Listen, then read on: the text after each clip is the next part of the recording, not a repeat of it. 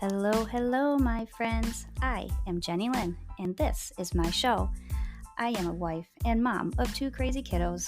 I have struggled many years with chronic illness and pain. I have a passion to find out as much as I can while navigating through life, not always feeling 100%.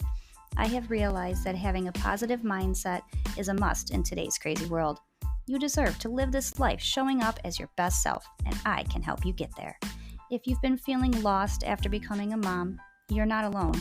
I know that incredible woman is still in there, just begging to be found. I am here to create a safe, non-judgmental space for like-minded women. Let's empower each other. I am so happy you're here. Now, let's jump into the 123 Momsquad podcast with me, Jenny Lynn.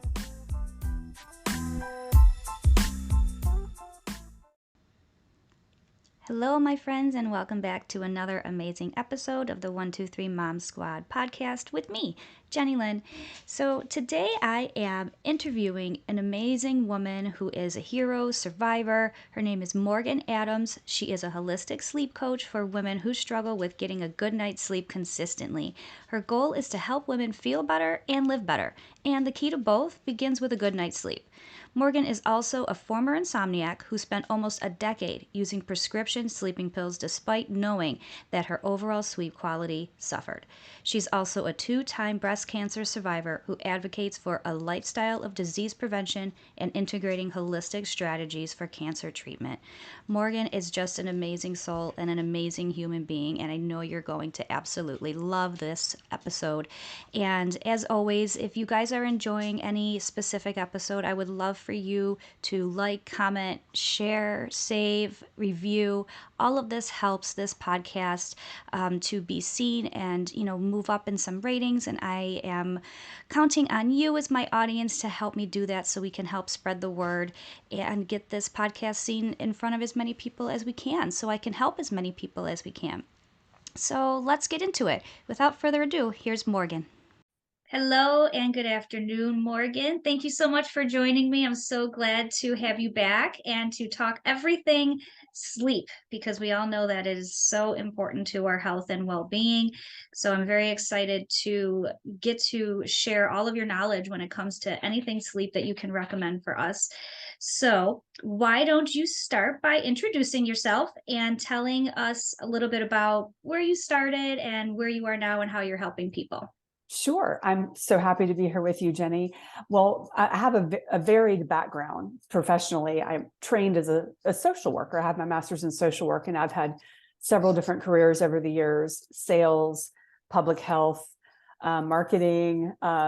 So I fell into the world of sleep late in 2020 because I had previously, probably like over 15 years ago, I had a 8-year bout of insomnia that was triggered by a personal crisis in my life. And I did not know what to do about it other than see my primary care doctor, who prescribed Ambien for me. I had the kind of insomnia called sleep onset insomnia. And if anyone is listening who has that, I know it's frustrating. It's basically when you get into bed and can't fall asleep. Mm-hmm. And it took me, up to 2 hours to fall asleep. And I was just like, this is not acceptable. So the Ambien was my solution at the time to deal with that issue. And it did help me get to sleep faster. It kind of knocked me out. But the next day I had a lot of residual side effects, brain fog. I didn't really feel fully alert until close to lunchtime. It actually started creating some problems for me at work, because I had the kind of job in a communications department where I had to respond quickly to any kind of public health emergency and write things very quickly. And I remember several times sitting in front of my computer, I couldn't write because I was so foggy headed. It was bad. And I would also have on occasion eating episodes after I'd taken the Ambien. So the next morning I'd wake up, crumbs were there, and I was like, oh yeah, I ate that bag of whatever. And so it was not a good scenario, but I kind of got the light about, stopping. My current husband, who was then my new boyfriend, said to me in a very loving way, when you take those pills, you kind of act like a zombie. And that was like, oh, really? Okay. I knew it was at that moment that I needed to really kind of change my relationship with sleep. And that started with getting off of the meds. So I did what I don't advise my clients to do. And I just took myself off of the pills. I kind of cut them up to make the dose smaller. But knowing what I know now, that's really not the way you should be doing it. You should be working with your prescribing provider, who should be able to give you some kind of taper down schedule or plan about how you get off the medication. And in addition to that kind of healthcare provider guidance, I think it's also really valuable to work with a sleep coach, because a sleep coach is able to give you that accountability and that support as you get off the medications, because it's not easy to do. Yeah. Fortunately, I got through it, and I slept pretty well, for several years after that. But then there was a plot twist. And that plot twist was something we've all been through. And that was March of 2020, right when the pandemic started. Nobody knew what was going on. And my sleep started to suffer again. And I got really concerned, because I did not want to go back to full-blown insomnia. So I started to get online, research sleep. I bought myself an Oura ring to track my sleep. And I was able to get it back on track, fortunately. And what I uncovered about sleep was so fascinating to me, and how I was able to fix my sleep in a pretty easy way. I started to go on social media and just organically share to my network, like, here's what I've been doing to get better sleep. And I found out during this time that there were so many other people struggling with their sleep. And so later in 2020, I had a revelation that I needed to bring all of this sleep knowledge to the world. And I decided at that point to be a holistic sleep coach for women. And that is my journey on how I got here. It was a long and winding road, but I do feel like it is very, very needed to have somebody who is, specializing in sleep and can guide people who are really, really struggling with it. Absolutely. I mean, sleep is so essential for every part of our well-being. I mean, if we don't get to that, like, rest and digest, part of sleep, I mean, we're already waking up and we're already behind. And I mean, I have always struggled with my sleep ever since I was a teenager. Sometimes I can get to sleep and then I can't stay asleep, or the still opposite, like you said. What did you call it? Sleep onset? It's called sleep onset insomnia. And the kind of insomnia that you just touched on, where you wake up in the middle of the night, that's called sleep maintenance insomnia. So yeah, people are struggling with both. So I see people who are dealing with both of those issues. It's really common. Do you find that it's more common with women? Absolutely. In fact, the statistics back that up. So women are about 40% more likely to develop insomnia than men. And in a study done, or a survey done in 2021, they showed that women are 1.5 times more likely than men to say they wake up never or rarely feeling rested. So we really are at a disadvantage in many ways when it comes to our sleep. Yeah. So yes, I'm definitely seeing more women, and the statistics back that up for sure. Do they know why that is? I mean, is it, I think to myself, a lot of it has to do with hormones. I think with the way that our hormones fluctuate, and, and then when you get to like that middle age point, you're losing all of them, them sleep hormones that is so definitely needed.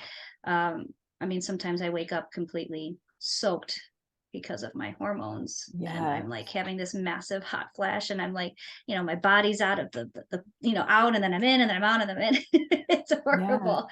But do they know why mostly? Well, so there's a few different reasons, and you touched on the first reason, and that is hormones. So from teenage years all the way up through menopause, we are dealing with fluctuating and often unpredictable hormones, and then the decline of hormones as we're reaching menopause. Hi, I'm raising my hand on that one right there. I'm getting to that age. Yeah. And then secondly, women are more apt to have anxiety and depression, and those are bidirectional with sleep problems. So we are just seeing more and more women who are having anxiety and depression, and that's often overlaid with insomnia or sleeping issues.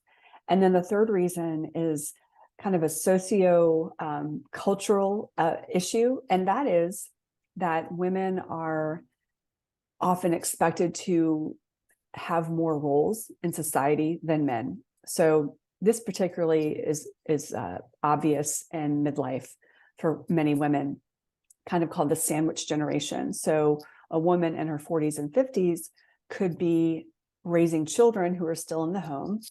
She could be dealing with aging parents who need her help. And she could also be at the top of her career game and be juggling all these work responsibilities. So all of these factors compounded really can create a worrisome and stressful situation for the woman. So all of those factors kind of have a big interplay as far as why women are struggling more with their sleep than men. Yeah, I can totally see that. I know that when I first had kids, and I've always been a light sleeper, but you always tend to have one eye open, waiting just for a kid to like, mom, mama. And I don't necessarily think that goes away. I mean, my kids are almost 13 and 14, and I still feel like I can hear them calling me in the middle of the night, or you're waiting for them to open the door and hop in bed with you.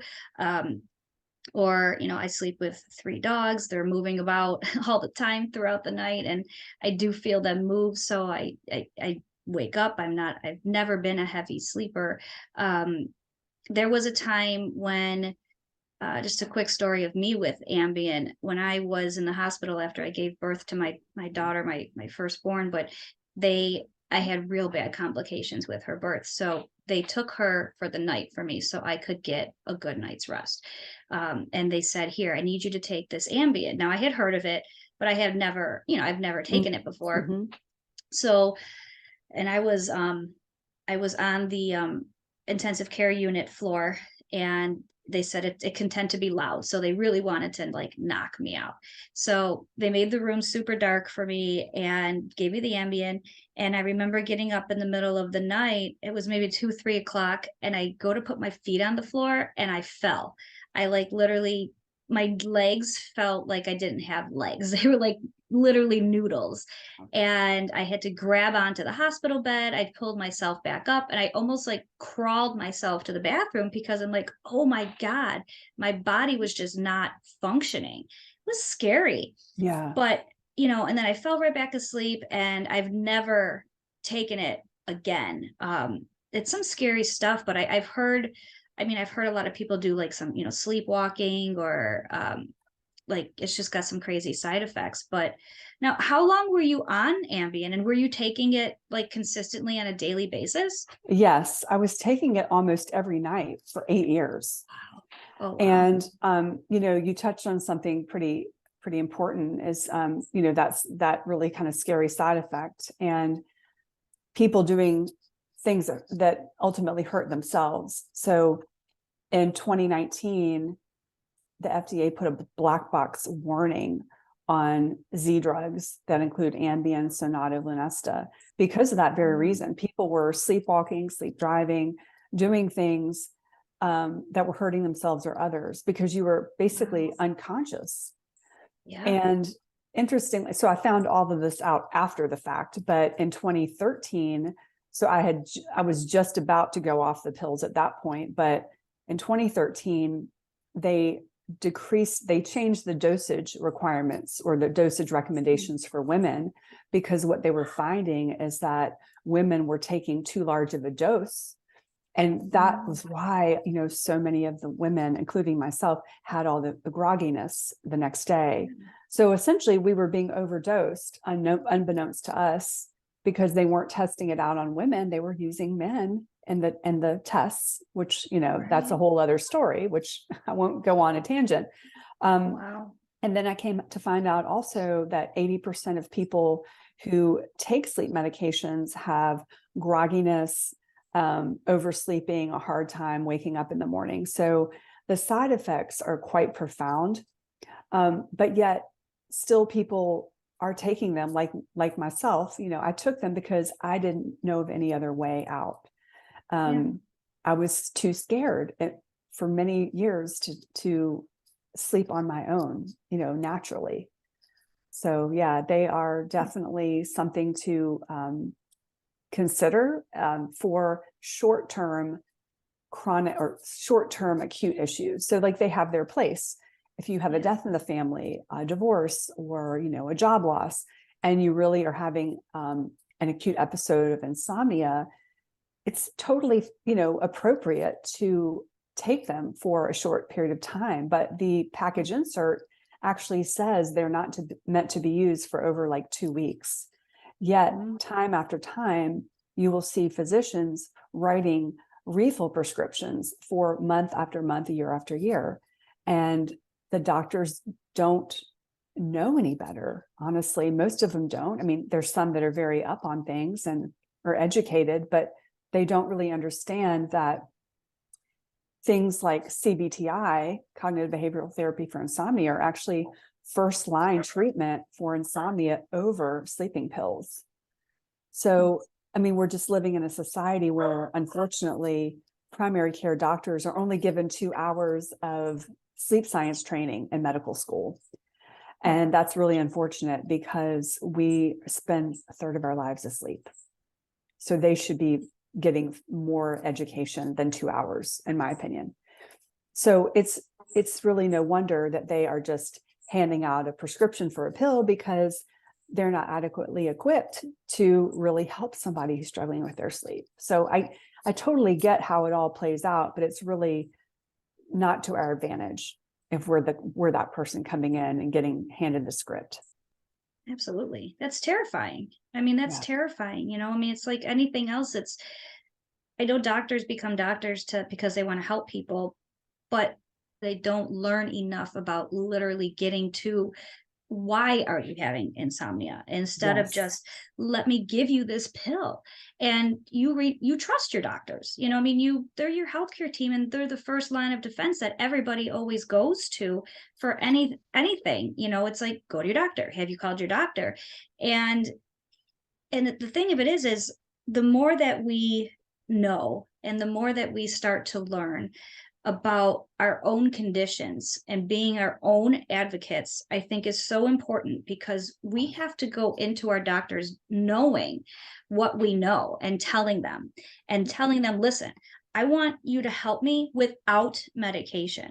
I don't want to be numbed. I don't want to be put on all these medications that cause all these other side effects, and then you're on all these other drugs to help with the side effects. So where to start for any type of insomnia? They'll pop a melatonin, right? That is the first thing. That it's like a melatonin era, right? Everybody's taking Yes. it, and there are different milligrams. They're giving them to kids, as I am giving them to my kids, and I'm trying to tell them to stop, because I know that if their body is relying on that extra melatonin, once they stop, their body doesn't know what to do, because their body is done making their own melatonin and relying on the synthetic part. Do you have anything to say about melatonin? Or is it good, is it bad, is it something that we should really take sparingly, or anything like that? Yeah. Well, my thoughts on melatonin, what we know about it is that there's not a lot of data showing that it is very effective for insomnia. However, there's often, I think, with some people who are struggling with sleep, there's sort of the placebo effect. They take the melatonin and they think it makes them sleep better when objectively it actually doesn't. Melatonin can be very effective when used for circadian rhythm disorder and jet lag. That's where really most of the robust data shows that it's effective. My main issue with melatonin is that it is definitely something that is not very well regulated. In the States, we have really no regulation. Over in Europe, Canada as well, I believe, you have to get it at a pharmacy. Like it's like a prescription almost. So it's not just available on the shelf. So what they did was they did a study in 2017 where they pulled random melatonin bottles off the shelves at different drugstores. And they found that like 70% of the melatonin bottles did not contain the melatonin that was advertised on the bottle. So there was a wild variance, plus and minus. So you could potentially be getting more melatonin than you realize. And while I do, there is a very good safety profile with melatonin, and there are actually some studies showing that when you take exogenous melatonin, it doesn't impede your melatonin naturally from being created. I think it's a different story in children, but we won't go there. We'll talk about just adults. So with a higher dose of melatonin, for example, let's just say you bought 3 milligrams at the drugstore, okay, which is kind of a standard dose. What if that melatonin was like twice as high as it was saying on the bottle? So you're getting 6 milligrams. What can end up happening is you might be groggy the next day, or you might have like a headache or whatever, just, minor side effects, nothing major. But we really want to be careful with how we select our melatonin.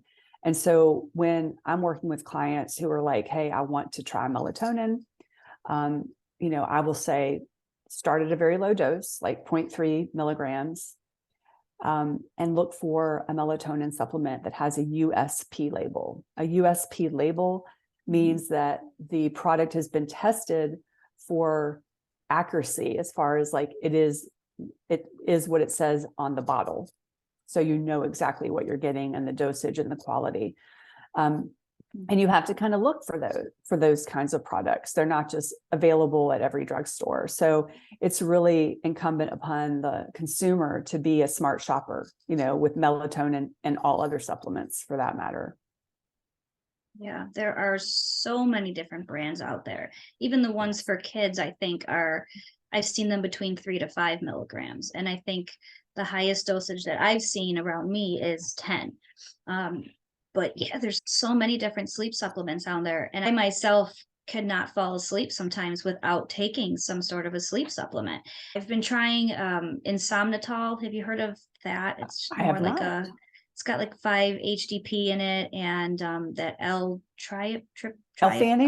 Yes, theanine. Yes. And I'm hoping that's safer. Yes. Honestly, it hasn't really been helping me too much. I take some magnesium at night. I know that has kind of like a calming effect, but it's hard. How do we get some sleep? Yeah. So some really basic things that I'll share. Number one is having a really regular wake up time. And when I say that, people are like, even on the weekends? And I'm like, yes, even on the weekends, because our circadian rhythm doesn't know the difference between weekdays and weekends. And so what ends up happening a lot, and I'll use myself as an example, in my 30s, I had to get up at 6 o'clock for work, Monday through Friday. And on Friday and Saturday, I would stay up till like 1 o'clock in the morning, in which case I would sleep until 9 o'clock. So I had that 3-hour differential between 6 a.m. and 9 a.m. And what that does basically to our body is it gives us jet lag, and it's actually called social jet lag. So it's the same feeling as jet lag, but you haven't gone anywhere. You haven't even traveled. And so what happens is Sunday night rolls around and you have a hard time getting to sleep. Monday, you're really groggy. And then maybe by Wednesday, you're back on track again. So what I recommend is having a really anchored wake up time every morning that you can feel is reasonable for you and your lifestyle. And on the weekend or on your days off, if you have maybe stayed up a little bit later, you went out or you just watched a movie or whatever, it's okay to sleep in by like a half hour. But you're really pushing the envelope on getting social jet lag if you sleep in a lot more than half an hour past your normal wake up time. So that is just a really key thing. And it's something that I wouldn't say it's like the easiest thing to do for a lot of people, but it is simple. It is a simple intervention that doesn't involve medication or supplements. And then the second thing I would also share is getting sunlight in the morning as soon as you can upon awakening. You need maybe only about 10 minutes of that direct sun exposure. And so what's important to keep in mind, and I see this like almost every day when I take my dog for a walk, at 7 or whenever the sun comes up, a lot of people in the neighborhood are wearing sunglasses. And the reason we don't want to wear sunglasses in the morning when we're getting our morning sunlight exposure is because when the sunlight hits our retina, it sends a signal to our suprachiasmatic nucleus, which is our circadian pacemaker. And that sends off a trigger, of hormones and neurotransmitters that help your body realize it's the morning and all of these processes must take place. So any kind of melatonin that's still residual from the night before gets shut off. Your cortisol increases to give you energy, your serotonin gets boosted, and your melatonin for the following night, that production gets boosted. So it's a really, really clever way, we are wired to have, all these really great things happen when we have that sunlight in the morning. So the other thing that I would also add, and we have a lot of data on this, is getting regular exercise is very, very helpful for our sleep quality, quantity, deep sleep. It really doesn't matter, what kind you do. I mean, there's some different studies. There was a study recently that I heard about. It was on people in midlife. They took people who had like moderate to intense aerobic exercise and measured it against strength training. And they found that the people who did the aerobic exercise had better benefits, although the people who did strength training still had some benefits. But what this study showed was that it wasn't necessarily the intense group of exercisers that had the most benefits. It was actually the moderate group. So you don't have to go at it really hard, but you do have to put in some degree of effort on a pretty consistent basis. And you can also get, some extra benefits from the exercise if you're doing it in the morning. Again, you're getting that kind of sunlight exposure as well as your exercise. So those are a few, I think, really actionable, accessible things that most people are able to do to get better sleep. So I'm going to put you on the spot here for a minute. Okay. So let's see how you answer this one. What happens when you struggle with chronic illness and you can't get up? And well, I shouldn't say you can't get up, but you struggle so hard in the morning to actually function that you need like 2 hours to even just start moving your body. I mean, there are days sometimes that it hurts for me to get out of bed. I have good days, I have bad days. It probably depends on how I slept that night. But when it comes to, trying to get outside, or especially where I live, it's always dark or cold. I mean, I've tried a couple different things through the years. And honestly, I have just not found anything that really helps, because no matter how much sleep I get or how much sleep I don't get, I still feel completely fatigued because of the chronic illnesses. Mm-hmm. So is there anything that you would suggest for people that, struggle like that we just can't get going? It's hard to get moving. And when it comes to like weekends for sleep, I look forward to my sleep on the weekends because I finally get to just relax my body. But I completely understand that whole circadian rhythm. I know that is so important for our body as well, which it makes it so hard to, to really kind of figure out what's best for your body and how it functions and everything. And I do feel better when it's summertime and I'm out in the sun and I get to bed and I'm feeling tired, and I wake up, but I still wake up kind of groggy, but I'm also not getting up at 5:30 in the morning to get my kids ready for school. I'm waking up when my body is waking me up, which normally in the summertime might be, I don't know, anywhere between 9:30 and like 10:30. but then we have later nights. I'm not going to bed till like 11 o'clock or whatever. But knowing in my head that I don't have to get up at 5:30 in the morning, I know that my body can relax. So I know that a lot of people that have chronic illness struggle with that. And sleep is almost like this thing that like doesn't exist anymore, because no matter how much sleep we do get or rest that we do get, it's just never enough. Do you have any Yeah. recommendations for that or anything to say on that? Well, you bring up a really good point. There are a lot of people out there struggling with this. So I would say, just off the top of my head, that, try your best to keep the regularity with the wake up time, do your best with that. And then as far as, like you may not have the energy to like walk outside, but you could potentially sit on your porch. If it's cold, you could bundle up, you could have like a nice cup of coffee, but really try to find something in the morning that you can look forward to, to get you going, whether that's like, a chat with a friend, like you make an appointment to talk to your friend at 7 a.m. or whatever, but like something that you can look forward to, like that cup of tea or that cup of coffee. There's also mindfulness practices that can not necessarily always help with the grogginess, but I think when you're practicing mindfulness meditation on a regular basis, it can help you cope better with the symptoms that you're dealing with. So that's, another intervention. But yeah, I mean, to your point, it's a very, very difficult situation for those who have chronic illness, and that fatigue and that tiredness seem to be kind of all happening so much. Yeah. So I see you on that. Can you tell me, so I have, when we had spoken prior to, about how do you find out, or what is the easiest way to find out if you may have like sleep apnea? I think I wrote down a sleep apnea patch, and I have not tried that yet. I had a sleep study. It was like a home sleep study done. I think it was actually during COVID. So I had this monitor that I slept with.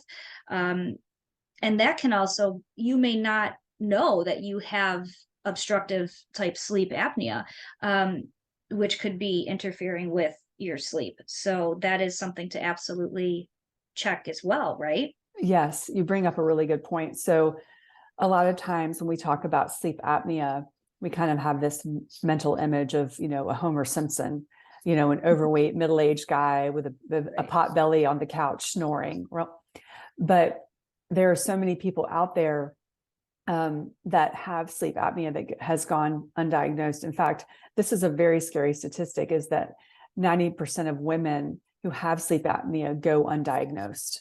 So it's a really, really big thing in women, especially as we hit midlife, because what ends up happening is that our female hormones, which are protective of the airways, start to diminish, and the sleep apnea incidence will start to increase during that time of midlife. So what will happen is that a woman will notice that she's fatigued in the morning, even after she's had like a full night of sleep. She'll notice that maybe she has headaches upon awakening, a dry mouth. She'll go to her doctor, and quite often she is misdiagnosed with having depression. And she's given maybe an antidepressant, or maybe she's given a sleeping pill, or maybe both. So I really feel like we need to start sounding the alarm a lot more on this issue about sleep apnea, especially in women, because we are going overlooked here. So if anyone has those types of symptoms, I would definitely urge them to get a sleep study. There's many ways you can do a sleep study. You can go to the lab and do an overnight one. A lot of people don't like doing that for obvious reasons, because you're hooked up to all these, wires, and, it's hard to get a good night's sleep when you're all hooked up like that. Right. But there's so much technology that has been brought out over the past few years to diagnose sleep apnea in your home. So there are multiple tests that you can get from your doctor, or there's a company that contacted me last spring called Wesper Health, and they will send you these patches, and you wear two of these patches on your body. You wear one like under your left breast and one over your belly button. And you do 3 different tests overnight. So you can barely feel the patches. And then after you've taken 3 of these tests, you're able to get a virtual appointment with a sleep doctor who will go over your data, because you have an app that accompanies the patch. So you can look at your data as well, but you really do need a doctor to kind of like break it down for you. And so I, volunteered to I was just like, sure, y'all can send me this, I'll test it out, thinking like, I don't really need this because I don't have sleep apnea. As it turned out, I have something called upper airway resistance syndrome, which kind of mimics sleep apnea in many ways. It's more of a, I guess, a structural issue. And I'm a thin woman. Like, I don't, I am in midlife, but I don't look like somebody that you would be like, oh, she must have sleep apnea. I don't snore. And that's another thing. A lot of people who have sleep apnea they're not snorers. So they go overlooked again. So anyway, you can really glean a lot of important information by doing these at-home studies. And as far as like the treatment, there are many different treatments these days, because the technology is really evolving quickly in the space of sleep apnea. So there's night guards, which is what I have. So it's just like a retainer. It's totally not sexy, but it gets the job done. People who have moderate to severe sleep apnea often get put on a CPAP machine, one of those masks.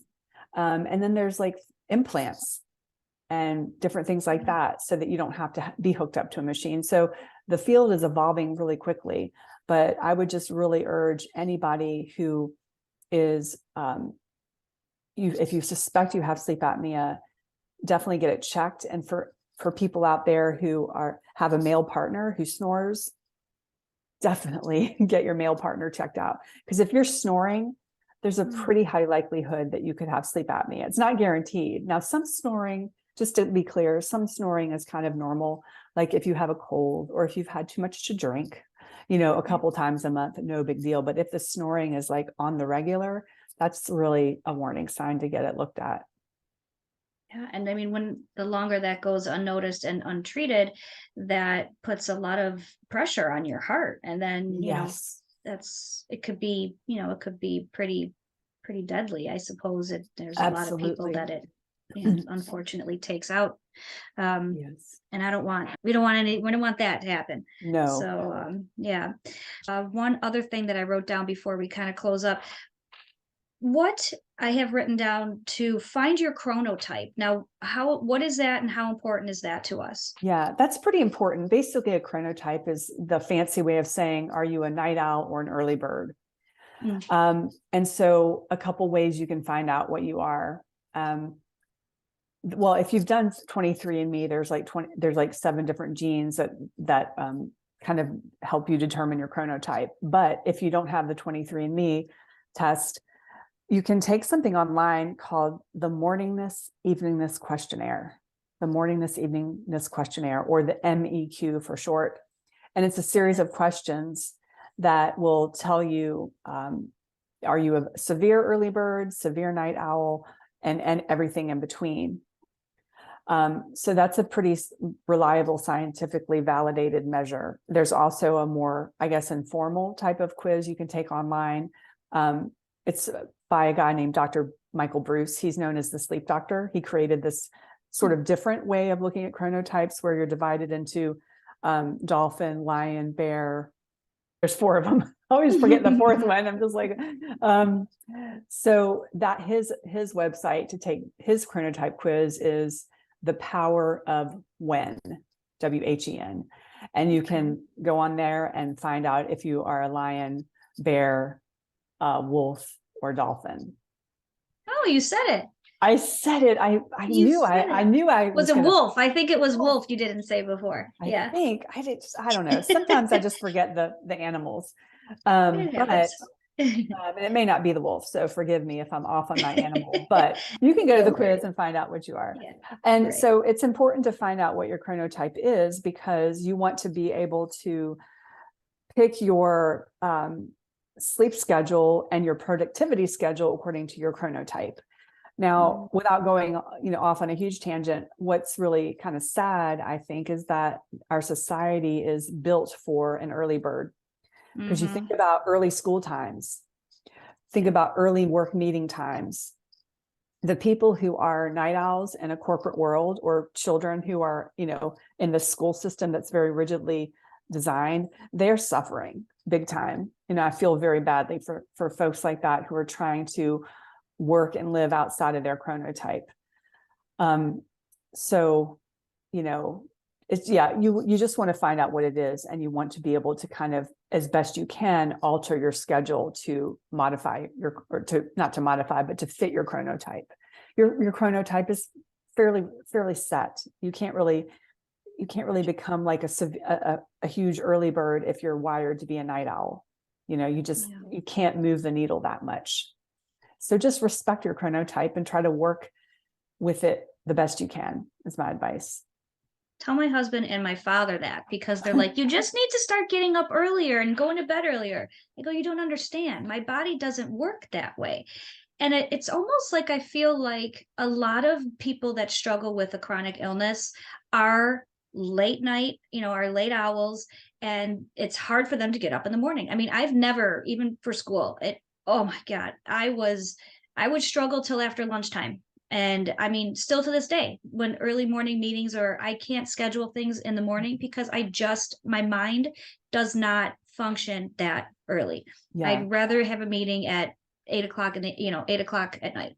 Yeah. And it's hard. And I have one child that is a night owl and one that is the morning kid. And which is super duper hard when we go places, because it's like, get up early so we can do things early. But then they can't stay out late because they want to go to bed. So yeah, it's hard. And I've actually tried to tell people that I go, you're kind of wired from birth, whether, or not you're going to be a morning owl or whatever, early bird or a late owl, whatever. All these animals, right? But, and they're like, no, you can train your body. You can train your body to do that. You just have to do it and not make excuses. Well, I think with that, we covered a lot. So hopefully we help some people try and get some ideas. And if anything, really, really think about how important your sleep is. And if you're not getting the adequate amount of sleep that you think your body needs to get, or you're not getting, you need to have it checked, or go get that sleep study and make sure that you're not struggling with sleep apnea. I think that's definitely very important. Yeah. All right. So in closing, I have 2 questions for you. Don't worry, they're not crazy questions. Share one thing with the audience that people may not know about you, something fun and just, Well, one thing people may not know about me is that I used to sell pharmaceuticals.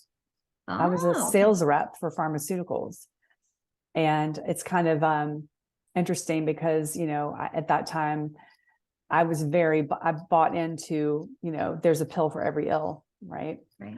I've kind of changed my tune a little bit, obviously hearing what I shared about sleeping pills, not a huge fan of medications unless, we've exhausted all the other possibilities. But I was very, very, I guess I drank the Kool-Aid big time.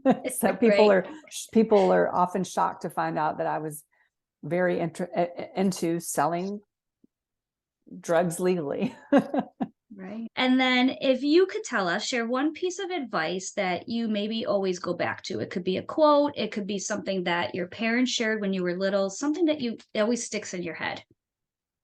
Well, I would say, as far as like kind of coming from the lens that I'm looking through on a daily basis with clients, I would just say, start with the simple interventions first before you get really fancy. Because I think sometimes when people are struggling with their health or their sleep, they reach for things that are like, I guess, biohacky interventions.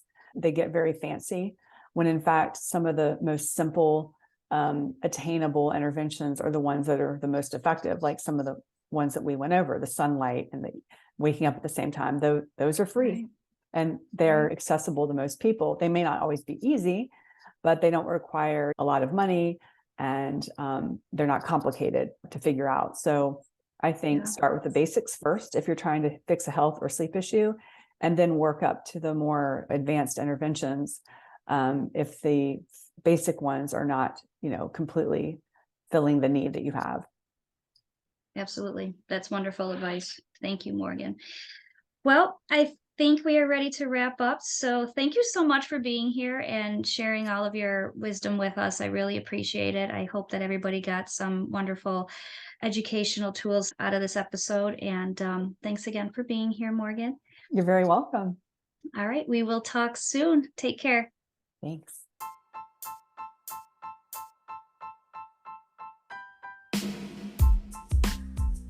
Thank you all for being here. I am so glad we found each other. See you next time. Have an incredible day, my beautiful friends.